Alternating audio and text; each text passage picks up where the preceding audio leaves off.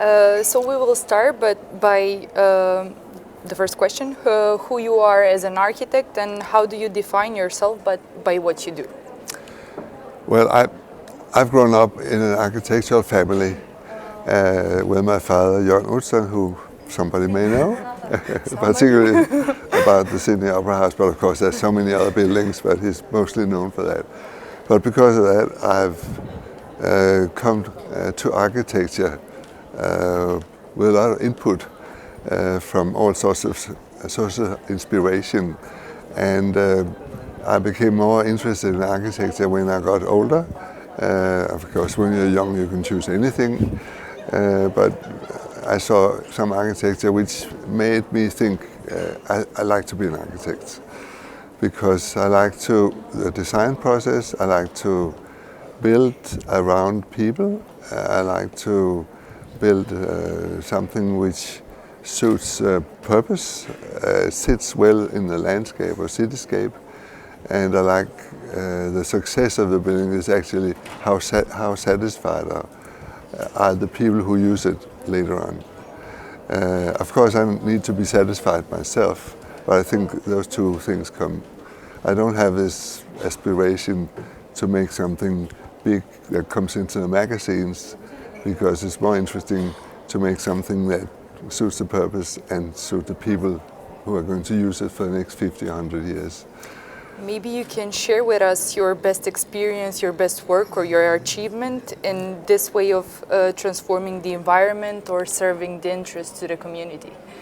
Yes, when I started as an architect, I was just a normal architect working in an office, making normal buildings in my home country, Denmark. But I got the opportunity to work for, you could say, development aid for Southern Africa, where I did teacher training colleges and small universities and schools for a period of 20 years of, you could call it, a kind of architecture that merges with the landscape and the people and the culture and the location, but also with people with a sense of gratitude for what they get as compared to my home country, where the architecture is a new item or a new feature in a society which actually has everything. But here I worked for people who had nothing, and suddenly they had these buildings where they could teach primarily, because, as I said, the most important thing we can do is to teach the young generation to be better than ourselves. And this goal, of course, was very important also to me. So therefore I worked with a lot of enthusiasm and energy on these projects. It's really even though inspiring.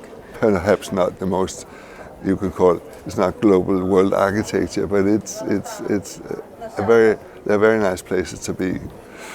So in this manner, what is the power of architecture to change the world, and how do we increase this power to be much more efficient in the future? I think we are all around the globe.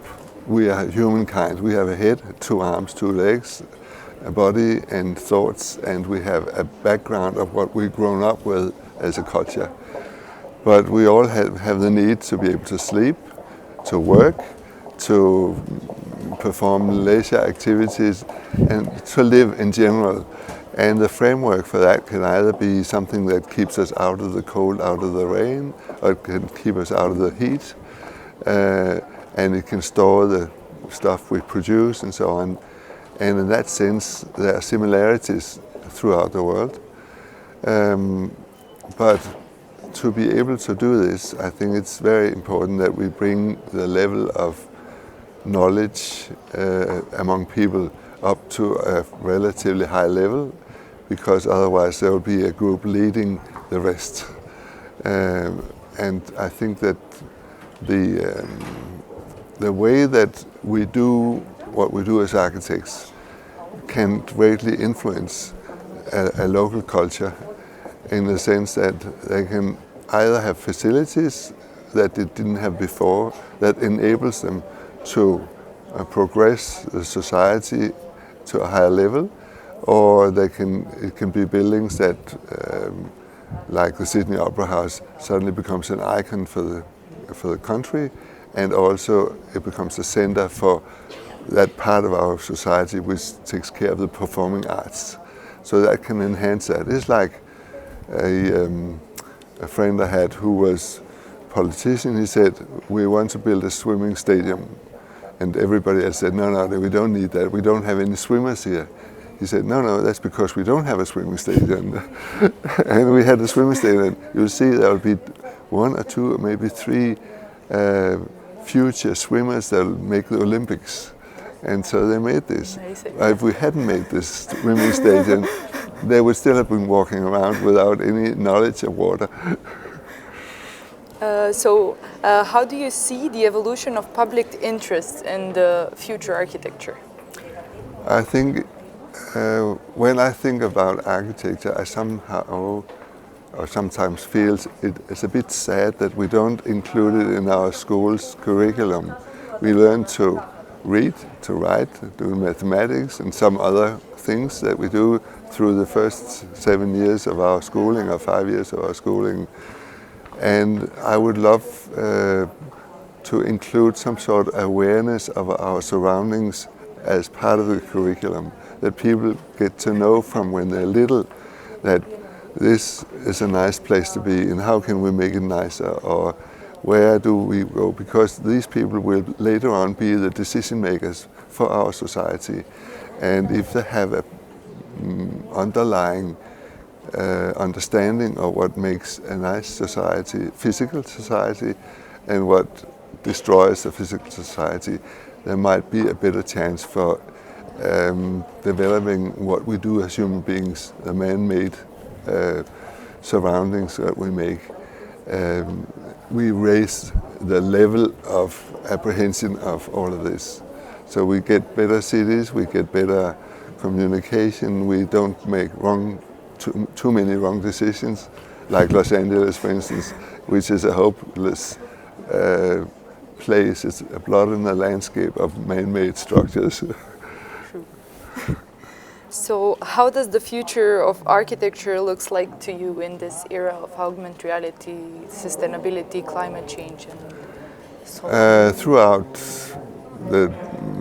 our existence as human beings, we've always made structures to protect ourselves, either mostly from the weather, but also from enemies and so on. But now we have more or less passed that, but we have never been building so many structures as we are today.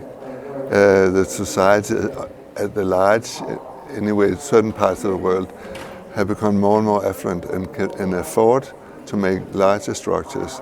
Sometimes these structures, they represent the ambition of a few people. I want to be bigger, I want to be the biggest, I want to make the tallest skyscraper and so on.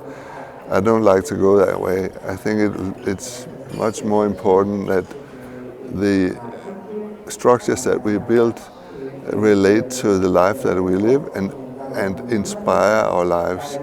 So now we have a concern about sustainability and about environment and so on, which are perfectly valid. But sometimes I look back in history to see 200 years, 300 years ago, the most sustainable buildings that have been built are the ones that last 500 years rather than 50 years. And many of the most sustainable structures are the ones that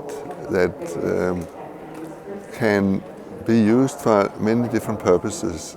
They should not be so fixed that they can't change purpose over time. This is how we have ended up with a lot of buildings today that are not really suitable for the purpose they are, because they're too specific in the way that they have been arranged.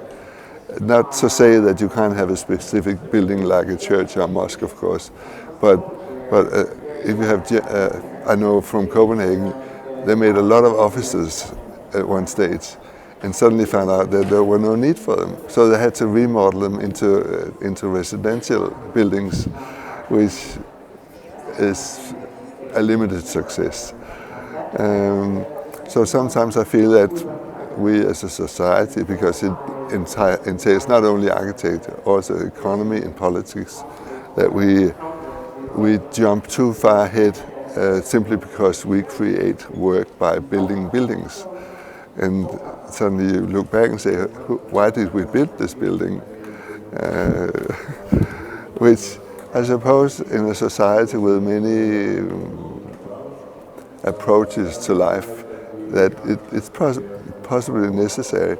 But therefore I return to the idea that if you could make the future generation more aware of our physical surroundings, the qualities or the mistakes, especially the qualities that you can achieve if you think the right way and think about all this, the whole platform of sustainability and ecology and future and how we live and how we interact with one another, then that would be how we could progress architecture, I think, in a good way.